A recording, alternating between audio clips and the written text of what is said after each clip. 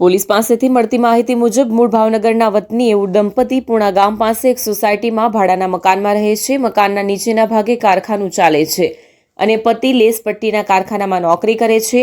બુધવારે રાત્રે દંપતી રાત્રે જમીને સૂઈ ગયું હતું. આ દરમિયાન મોડી રાત્રે 3:00 વાગ્યાના અરસામાં 3 શખ્સે તેમના મકાનનો દરવાજો ખખડાવ્યો હતો. દંપતીએ કોણ છે તેમ પૂછતા બદમાશોએ પોલીસ હોવાની ઓળખ આપી હતી. એટલે પતિએ દરવાજો ખોલ્યો હતો. દરવાજો ખોલતા જ મોઢા પર બુકાની બાંધેલા 3 બદમાશ ચપ્પુ લઈને ઘરમાં ઘૂસી ગયા હતા અને પતિને ચપ્પુ બતાવી મારી નાખવાની ધમકી આપી હતી.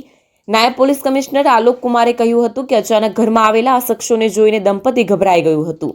એક બદમાશે દુપટ્ટા વડે પતિને બાંધી દીધો હતો. અન્ય 2 નરાધમોએ પત્નીને ધસેડીને ઉપર ધાબા પર લઈ ગયા. પત્નીએ છોડી દેવા માટે કાકલુદી પણ કરી, પણ આ હવસખોરોએ વારાફરતી દુષ્કર્મ ગુજાર્યું હતું. આરોપી નિકુંજ ઉર્ફે ડઠ્ઠર ઉર્ફે બુલેટ ભીંગડારાએ એકવાર દુષ્કર્મ આચરી લીધા બાદ ફરી મહિલા પર પાશવી બળાત્કાર ગુજાર્યો અને દિનેશ ઉર્ફે છોટુ યાદવે વિડીયો પણ બનાવ્યો. દિનેશે એકવાર હવસ સંતોષી હતી અને ત્યારબાદ તે બંને નીચે આવ્યા હતા. જતી વખતે ઘરમાંથી 2 સોનાના બ્રેસલેટ અને રોકડ રૂપિયા 30,000ની મત્તાની લૂંટ ચલાવી નાસી ગયા હતા. ભોગ બનનાર દંપતીના 3 વર્ષ પહેલા જ લગ્ન થયા હતા. તેમણે નિવેદનમાં જણાવ્યું હતું કે 2 હવસખોર પૈકીનો એક અગાઉ તેમના વિસ્તારમાં દેખાયો હતો.